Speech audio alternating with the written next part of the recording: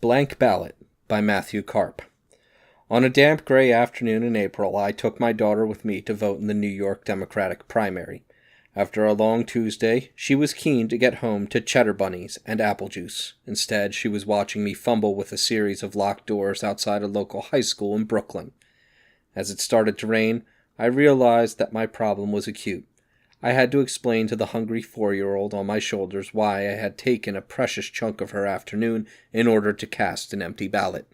She realized it, too, with a ring of triumph in her voice. "But if you're not voting for anybody, Daddy, why do you have to vote?" I was doing this to register dissent from President Biden's military support of Israel's war in Gaza, which had already killed more than 32,000 Palestinians. Still, these were not promising circumstances for geopolitical education.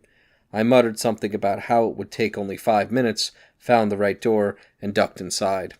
In New York, there was no entry for uncommitted. Instead, protest organizers urged voters to leave their ballots entirely blank. This suggested an opportunity to enact one's fundamental contempt for the political system. You could take a ballot from the check-in table and, without bothering to look at it, dramatically thrust the unmarked sheet into the scanner. But with Irving Howe's words about radicalism of gesture in my head, I decided against such a flourish, however instructive it may have been for the 8-odd poll workers in the Park Slope Gymnasium. Instead, much less ridiculously, I took my daughter with me to a booth, pretended to deliberate for about 30 seconds, furrowed my brow at the names of Biden's delegates, and handed in the blank ballot. There was a grim clarity about these proceedings that was, somehow, not at all relieved by their absurdity. It felt like a parable on the left's melancholy journey over the past half-century. From "be realistic, demand the impossible," we have arrived at "be principled, elect the non-existent." In New York State, the non-existent polled at 11.5%. How different it all was 4 years ago. On March 1st, 2020, with the sun bright in the sky and the Nevada caucuses fresh in memory, I'd wrapped my baby daughter to my chest and joined a group canvassing for Bernie Sanders in Somerville, Massachusetts. Though badly beaten in South Carolina the day before, Sanders still led the overall delegate race. In a jumbled field, hopes were high for Super Tuesday victories that would put his campaign and the social democratic platform it stood for in pole position for the Democratic nomination. Of course, that is not what happened. Just hours after the last door was knocked on in Somerville, Pete Buttigieg abruptly ended his campaign. The next day, he joined Amy Klobuchar, Beto O'Rourke, Harry Reid, and a host of other luminaries endorsing Joe Biden in a triumphant celebration of Democratic unity. With Newman and around $100 million of free media at his back, Biden vaulted upward in the polls, won a crushing victory on Super Tuesday, and cruised to the nomination. In retrospect, March 2020 marked not only the end of the Sanders campaign, but also the closing act of a long decade of international struggle. On both sides of the Atlantic, the 2008 recession unleashed fitful waves of discontent that eventually coered into left-wing movements of a recognizably populist stripe. In Greece, where Syriza led the fight against European Union austerity, in Spain, where Podemos, led by an improbably ponytailed political scientist, surged to the top of the polls. In France, where Jean-Luc Mélenchon's brand-new movement emerged as the strongest force on the left, and in Britain, where the lifelong backbencher Jeremy Corbyn, flanked by a brigade of young socialists, suddenly took the helm of the Labour Party. As Arthur Borrello and Anton Jaeger argue in The Populist Moment, the left after the Great Recession, the Sanders campaigns followed the same essential trajectory as these European struggles. After waxing larger than anyone could have foreseen, with more popular support and influence than left-wing movements had had in over a generation, they found themselves neutralized, normalized, reordered, splintered, or in the case of Corbynism, forcibly liquidated. And if we cast a wider lens, the picture does not get much brighter. Between 2010 and 2020, per the journalist Vincent Bevins, more people took part in political protests than any other time in human history.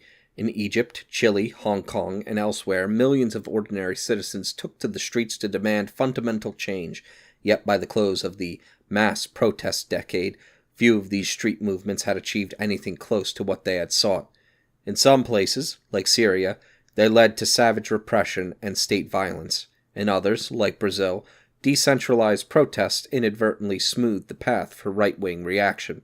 Today, the global electoral left barely registers a pulse. In 2024, billed as the biggest election year in history, about half of the world's population has headed or will head to the polls, from Algeria and Britain to Pakistan and Indonesia. Can democracy survive 2024? Asks the Financial Times. If it does, it will have to do so without popular left-wing politics. Apart from Claudia Sheinbaum, Andrés Manuel López Obrador's successor in Mexico, one may scan this global election cycle and struggle to find a major candidate or party meaningfully to the left of Joe Biden. La non-existence, c'est nous. What are the prospects for the left in America? Despite decades of much lamented, much celebrated decline, the United States plainly remains, in the words of Joe Biden quoting Madeleine Albright, the indispensable nation. That is, it continues to be the nerve center of global capitalism, the political headquarters of liberal democracy, and from Kiev to Jerusalem, the backbone and arsenal of the rich world's alliance system. An underlying premise of the Sanders campaigns, after all, had been that a left-wing victory in the United States would mean real change for the rest of the world, too. After Sanders lost in 2020, disappointment soon gave way to guarded optimism. Electing a cranky Vermont socialist to be president of the United States had always been a moonshot anyway, and even in defeat, Sanders had revealed a huge base for social democracy that, just 5 years before, few knew existed. More than 2/3 of Americans supported Medicare for all. Almost as many favored free public college tuition. As breathless New York Times proclaimed the Black Lives Matter protests of 2020 the largest movement in U.S. history, and in the teeth of the COVID-19 pandemic, with Biden and other world leaders taking unprecedented measures to prop up the economy, a crop of commentators hailed the end of the neoliberal era. More concretely, within the modest but invigorated American left, the stage seemed set for a period of institution building and winnable local struggles. The successful teachers' strikes of 2018 to 19, largely led by left-wing organizers, had seemed to open a new front for the labor movement. Membership in the Democratic Socialists of America, on the rise since 2016, continued to grow. The print circulation of the Jacobin surpassed that of the New Republic. Proudly socialist candidates won elections to city councils and state legislatures, and in Congress the Progressive Caucus now claimed close to 100 representatives. As recently as 2014, Adolph Reed Jr. pronounced the death of the left on the cover of this magazine. Just 7 years later, the nearly 100,000 due-paying members of a revitalized DSA seemed to prove him wrong. Perhaps the future still beckons. The most promising development in U.S. politics is the emergence of a more forceful labor movement, boosted in part by a sympathetic National Labor Relations Board. Roughly 500,000 American workers went on strike last year, the second largest number since 1986. The United Auto Workers, SAG-AFTRA, and healthcare workers at Kaiser Permanente all emerged victorious after a series of work stoppages, while the Teamsters, under militant new leadership, won a major contract with UPS. The growing unrest did not seem to rattle public support for trade unions, which, according to AFL-CIO data, now tops 70%. Yet it remains unclear in this burst of action that the rather hazy good vibes around it will help build larger unions. Graphs showing the declining share of American workers who are union members since the 80s resemble the gradient of Park Slope. Gentle enough for a 4-year-old to sled down, but very likely, in the end, to land you in the Gowanus Canal. Last year, despite all the ruckus, the number dipped to a record low of 10%. In the private sector, the heartbeat of any real struggle against capital, the figure has declined to just 6%. UAW's campaign to organize auto workers in the South, sometimes portrayed as an offensive thrust into new territory, is perhaps no more than a desperate struggle to stay alive. Elsewhere, the forward march of the Sanders left has been halted. DSA membership peaked in 2021 and has dropped off since. A socialist organization with 60,000 active participants is no doubt better than one with 6,000, but hopes for true mass membership now seem fanciful. As Class D alignment transforms the broader Democratic Party, and professionals joining the fold, it is also churning its way through progressive politics. The result is an electoral left that wins seats in certain well-educated urban neighborhoods but struggles to reach beyond them. The 2016 Sanders campaign, which swamped Hillary Clinton in places like downtown Illinois and central Pennsylvania, pointed in another direction. Even in 2020, when his rural support shrank, Sanders still reached a wider base. In Massachusetts, he lost Somerville and Cambridge, to Elizabeth Warren, naturally, but won working-class Lowell and Holyoke. Today, though, the left appears stranded in something like Greater Somerville, which speckles the map from Brooklyn to Minneapolis to Denver, but has little relationship with the vast country beyond. Thus cabined, cribbed, and confined, the left can hardly be surprised that its agenda has again dropped out of sight. When pundits like Jonathan Chait claim that left-wing ideas have gained wider circulation and more influence in politics, they betray a calculated obtuseness about what constitutes a left-wing idea in the first place. Yes, on certain contentious issues amendable to the Democrats' new professional class base, abortion, climate change, anti-racism, progressive organizations are more tightly woven into the Democratic Party than they used to be. But when it comes to economic reform, the yelps of activists are drowned out by the roar of what is no longer under discussion. A grotesque inequality, in which the top 1% controls about as much wealth as the bottom 90%, has become entrenched and naturalized, with even modest efforts to limit CEOs' pay debt on arrival in congressional committees. Bidenomics at its height could not even manage to repeal Donald Trump's corporate tax cuts, nor did the supposed most progressive president since FDR seriously push to expand Medicare. The words single payer have fallen out of our newspapers and our consciousness. The fate of Biden's Build Back Better plan, from a $6 trillion spending proposal floated by Sanders to the Inflation Reduction Act, which offers billions in green tax credits but not a single major new social program, provided another lesson in the real-world punching power of left-wing ideas.